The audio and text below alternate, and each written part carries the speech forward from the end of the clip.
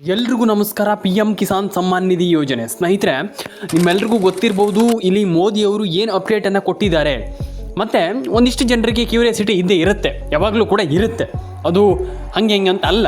ಆದರೆ ನಾನು ಹೇಳುವಂಥದ್ದು ಯಾರ್ಯಾರ ಅಕೌಂಟಿಗೆ ಎಷ್ಟು ಹಣ ಜಮೆ ಆಗಿದೆ ಎಲ್ಲದರ ಬಗ್ಗೆ ಎಕ್ಸ್ಪ್ಲನೇಷನನ್ನು ಕೊಡ್ತೀನಿ. ವಿಡಿಯೋವನ್ನು ಕೊನೆವರೆಗೂ ನೋಡಿ, ಮಿಸ್ ಮಾಡಬೇಡಿ, ಲೈಕ್ ಮಾಡಿ, ಶೇರ್ ಮಾಡಿ, ಕಮೆಂಟನ್ನು ಮಾಡ್ಕೊಳ್ಳಿ.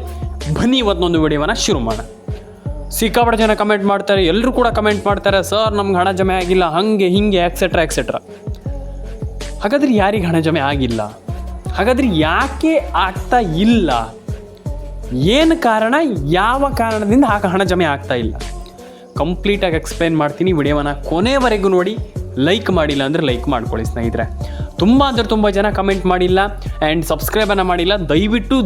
ದಯವಿಟ್ಟು ನಿಮ್ಮ ಅನಿಸಿಕೆ ಏನಂತ ತಿಳಿಸ್ಕೊಡಿ ಅಂತ ಹೇಳ್ತಾ ಬನ್ನಿ ಇವತ್ತೊಂದು ವಿಡಿಯೋವನ್ನು ಶುರು ಮಾಡೋಣ.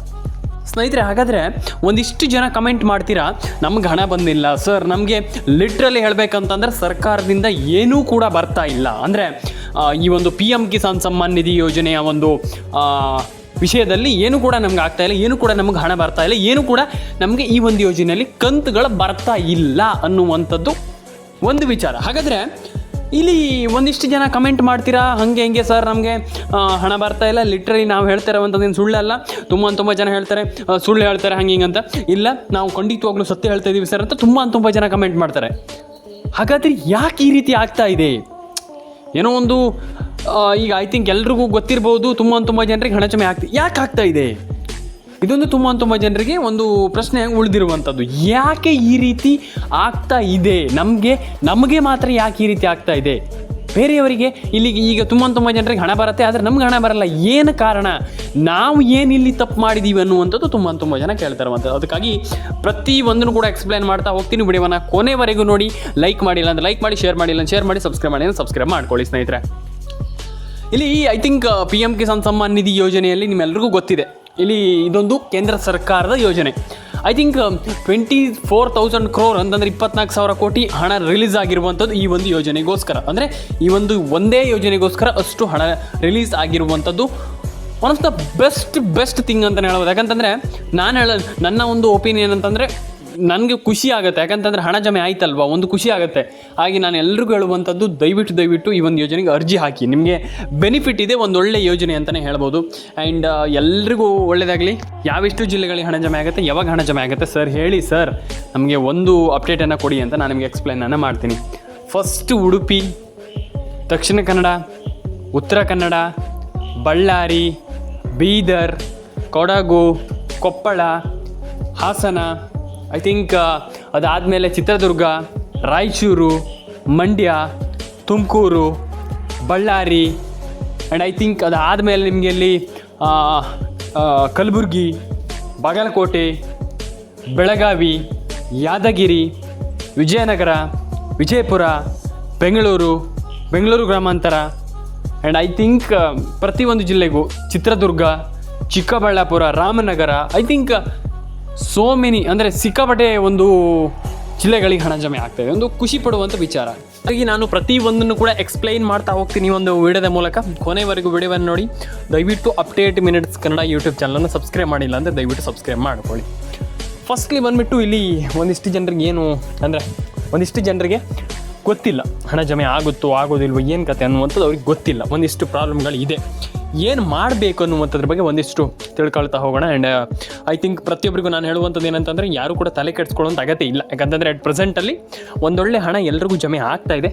ಪ್ರತಿಯೊಬ್ಬರಿಗೂ ನಾನು ಹೇಳುವಂಥದ್ದಷ್ಟೇ, ಎಲ್ರಿಗೂ ಕೂಡ ಅಂದರೆ ಈಗ ಆಲ್ಮೋಸ್ಟ್ ಪ್ರತಿಯೊಬ್ಬರು ಕೂಡ ನಾನು ಹೇಳುವಂಥದ್ದು ಹಣ ಜಮೆ ಆಗಿಲ್ಲ ಅಂದ ತಕ್ಷಣ ತಲೆ ಕೆಡಿಸ್ಕೊಳ್ಳೋಂಥ ಅಗತ್ಯ ಇಲ್ಲ. ಫಸ್ಟ್ ಆಫ್ ಆಲ್ ಏನು ಮಾಡಬೇಕಪ್ಪ ಅಂತಂದರೆ ಅದನ್ನು ಹೇಗೆ ಪಡ್ಕೊಳ್ಬೇಕು ಅನ್ನುವಂಥದ್ದು ನಮ್ಗೆ ಗೊತ್ತಿದ್ರೆ ಆಯಿತು, ಅಷ್ಟೇ. ಸಿಂಪಲ್ ಒಂದು ವಿಚಾರ. ಹಾಗಾಗಿ ಇಲ್ಲಿ ನಾವು ಏನು ಮಾಡಬೇಕು ಅದ್ರ ಬಗ್ಗೆ ನಾವಿಲ್ಲಿ ಗಮನ ಕೊಡಬೇಕಾಗ್ತದೆ. ಹಾಗಾಗಿ ಫಸ್ಟ್ ಆಫ್ ಆಲ್ ಇಲ್ಲಿ ಯಾರಿಗೆ ಹಣ ಜಮೆ ಆಗುತ್ತೆ, ಏನು ಕತೆ, ಅದ್ರ ಬಗ್ಗೆ ಸ್ವಲ್ಪ ಎಕ್ಸ್ಪ್ಲೈನ್ ಮಾಡ್ತಾ ಹೋಗ್ತೀನಿ. ದಯವಿಟ್ಟು ಎಲ್ರಿಗೂ ಹೇಳುವಂಥದ್ದಷ್ಟೇ, ನನ್ನೆಲ್ಲ ಸಬ್ಸ್ಕ್ರೈಬರಿಗೂ ಪ್ರತಿಯೊಬ್ಬರಿಗೂ ಕೂಡ ಹೇಳುವಂಥದ್ದಷ್ಟೇ, ತಲೆ ಕೆಡಿಸ್ಕೊಳ್ಳುವಂಥ ಅಗತ್ಯ ಇಲ್ಲ. ಫಸ್ಟ್ ಆಫ್ ಆಲ್ ವಿಡಿಯೋವನ್ನು ಕೊನೆವರೆಗೂ ನೋಡಿ.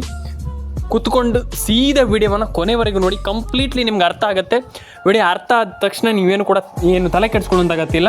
ನಾನು ಇದನ್ನು ಹೇಳ್ತೀನಿ, ಯಾಕಂತಂದರೆ ಈಗ ತುಂಬ ಜನ ಹೇಳ್ತಾರೆ ಹಣ ಜಮೆ ಆಗಲ್ಲ ಅಂತ. ಹಣ ಜಮೆ 100% ಆಗುತ್ತೆ. ಆ್ಯಂಡ್ ನೀವೆಲ್ಲರೂ ಕೂಡ ಬಿಲೀವ್ ಮಾಡಬೇಕೇನಪ್ಪ ಅಂತಂದರೆ ಪಾಸಿಟಿವ್ ಆಗಿ ಯೋಚನೆ ಮಾಡಬೇಕಷ್ಟೇ. ಸಿಂಪಲಾಗಿ ನಾನು ಹೇಳುವಂಥದ್ದು ಎಲ್ಲರ ಅಕೌಂಟಿಗೆ ಹಣ ಬರಲಿ ಅಂತ ಹೇಳ್ತಾ ಸ್ನೇಹಿತರೆ ಬನ್ನಿ ಇವತ್ತೊಂದು ವಿಡಿಯೋವನ್ನು ಶುರು ಮಾಡೋಣ. ಸಿಂಪಲಾಗಿ ಹೇಳ್ತಾ ಹೋಗ್ತೀನಿ, ನಾನು ಜಾಸ್ತಿ ಏನು ಹೇಳ್ತಾ ಹೋಗೋದಿಲ್ಲ.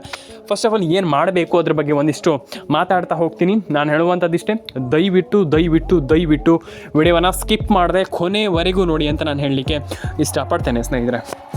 ಫಸ್ಟ್ ಆಫ್ ಆಲ್ ತುಂಬ ಜನ ಕೇಳ್ತೀರಾ, ಹಣ ಬಂದಿಲ್ಲ, ಹಣ ಜಮೆ ಆಗಿಲ್ಲ, ಪ್ಯಾನ್ ಕಾರ್ಡ್ ಅಪ್ಡೇಟ್ ಆಗಿಲ್ಲ, ಆಧಾರ್ ಕಾರ್ಡ್ ಅಪ್ಡೇಟ್ ಆಗಿಲ್ಲ, ಹಿಂಗಿದೆ ಹಂಗಿದೆ ಅದಾಗಿದೆ ಇದಾಗಿದೆ ಅಂತ.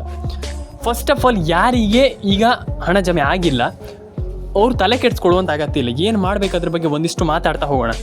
First of all update minutes Kannada ಚಾನಲನ್ನು ಸಬ್ಸ್ಕ್ರೈಬ್ ಮಾಡ್ಕೊಳ್ಳಿ. ನಾನು ಹೇಳಿದೆ ಈಗ ಒಂದಿಷ್ಟು ಜಿಲ್ಲೆಗಳ ಹೆಸರನ್ನು ಹೇಳ್ತಾ ಹೋಗ್ತೀನಿ. ಆ ಒಂದಿಷ್ಟು ಜಿಲ್ಲೆಗಳಿಗೆ 100% ಆಗಿ ಎಲ್ರಿಗೂ ಡೆಫಿನೆಟ್ಲಿ ಹಣ ಜಮೆ ಆಗುತ್ತೆ, ತಲೆ ಕೆಡಿಸ್ಕೊಳ್ಳೋಂಥ ಅಗತ್ಯ ಇಲ್ಲ. ಫಸ್ಟ್ಲಿ ನೀವು ರೇಷನ್ ಕಾರ್ಡ್ ಅಪ್ಡೇಟ್ ಕಂಪಲ್ಸರಿಯಾಗಿ ಮಾಡಲೇಬೇಕು. ಯಾಕಂತಂದರೆ ವೆರಿ ಇಂಪಾರ್ಟೆಂಟ್ ಥಿಂಗ್ ಏನಪ್ಪ ಅಂತಂದರೆ ನಿಮ್ಮದು ration card update, Aadhaar card update, PAN card update ಅದನ್ನು ಮಾಡಲೇಬೇಕಾಗ್ತದೆ.